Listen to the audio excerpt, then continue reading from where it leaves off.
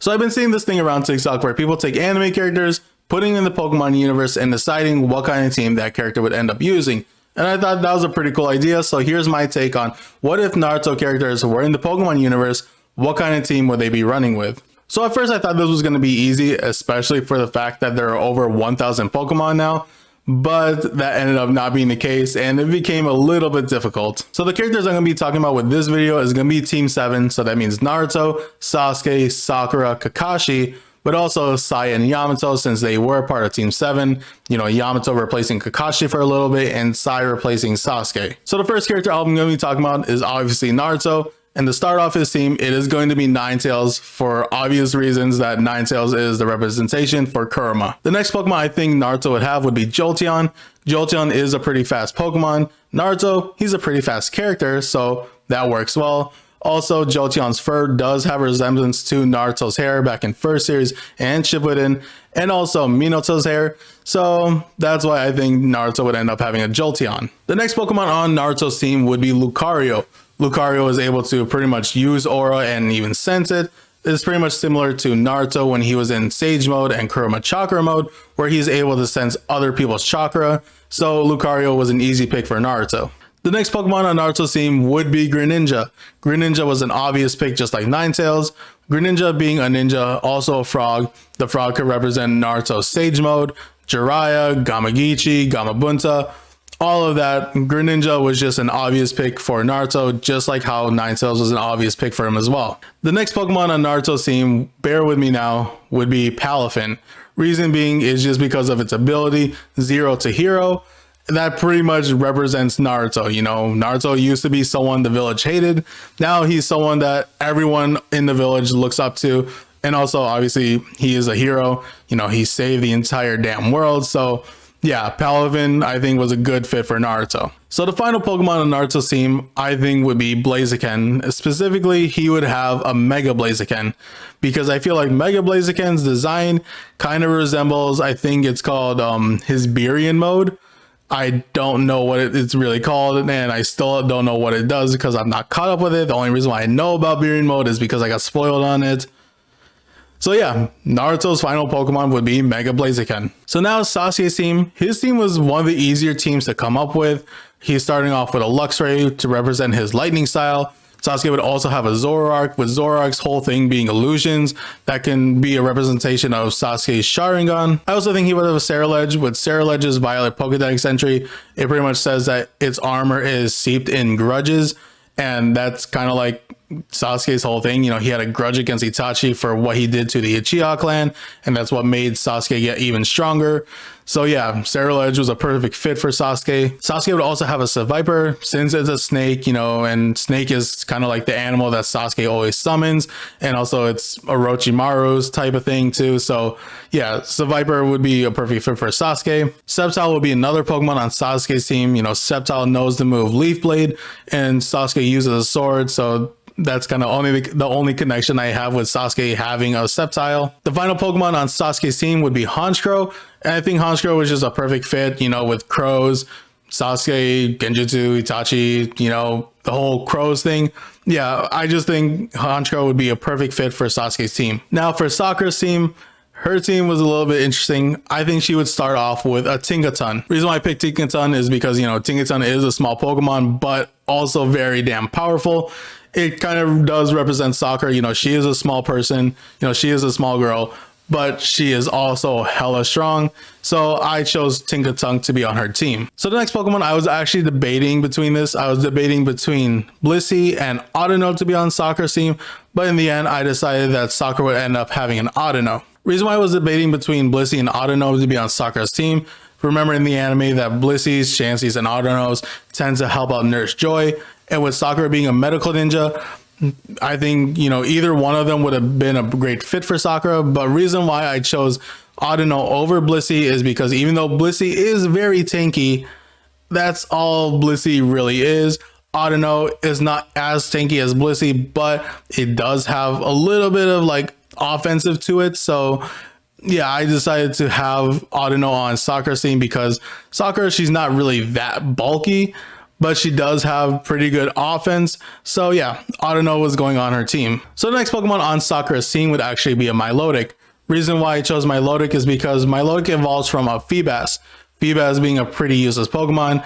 I see it as like, Feebas being representing Sakura in her first series and how she was completely useless, to Milotic being Sakura in Shippuden and so on, becoming a powerhouse. Milotic would represent Sakura's character growth and development, so I think that was a perfect fit for her. So Sakura's next Pokemon member would be Lopunny. I don't know if I really want to go into detail on why I picked Lopunny for Sakura.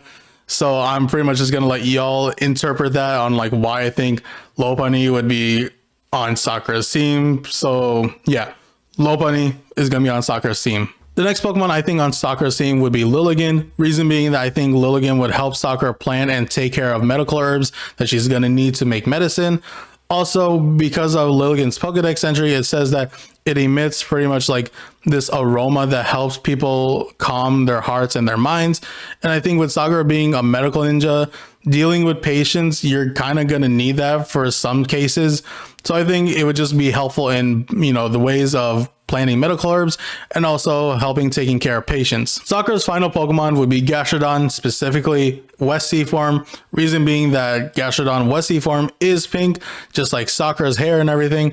So I think that was a perfect fit for her. But also with it being a slug, it does represent Lady Katsuyu, which Sakura tends to summon. So I think Gastrodon was a perfect fit for Sakura. So the next one is going to be the leader of Team 7, Kakashi. And I will say this, 5 of his 6 Pokemon are going to be dogs, since dogs are what he tends to summon. So yeah, 5 of his 6 Pokemon are going to be dogs. The only one that isn't a dog is Ditto. Reason why I chose Ditto is because Ditto can transform into pretty much anything. I see it as a way to kind of like represent Kakashi being able to copy other people's ninjutsu. So yeah, pretty much only reason why Kakashi would have a Ditto is because they both copy people, or they both copy. So yeah, so all the dogs Kakashi would have would be Lycanroc, Houndoom, Absol, Houndstone. And the reason why I chose Houndstone is because, he tends to be late pretty often, and that was because he was visiting graves. I think he was like visiting Obito's grave and I think Rin's.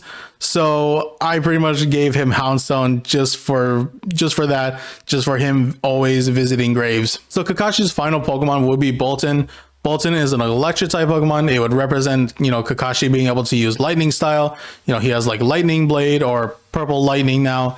So yeah, pretty much Bolton is just to represent, Kakashi's lightning style. So now with Sai's Pokemon team, his first Pokemon is going to be Smeargle. Obviously Smeargle is a painter, its tail is a paintbrush. So with Sai and Smeargle both being painters, it was a perfect fit. The next Pokemon on Sai's team would be Grafaiai. Reason why I picked Grafaiai is because of its Pokédex entry saying that its finger is covered with its like poisonous saliva, that it tends to draw patterns on trees in the forest. So since Grafaiai is an artist as well, I think it was a perfect fit for Sai's team. So the next Pokemon on Sai's team, it's going to be a little bit of a stretch, but bear with me. I picked Mimikyu. Reason why I picked Mimikyu is because Mimikyu is trying to be like Pikachu. So with Sai being Sasuke's replacement, Sai was kind of like Sasuke, like a little bit like personality wise and everything.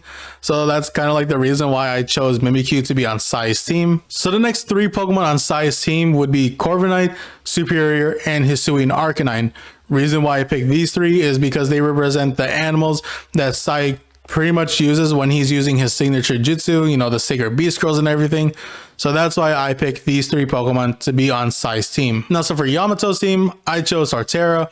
Reason being that Torterra has a tree on its back, it's a continental Pokemon, Yamato being able to use Wood Release.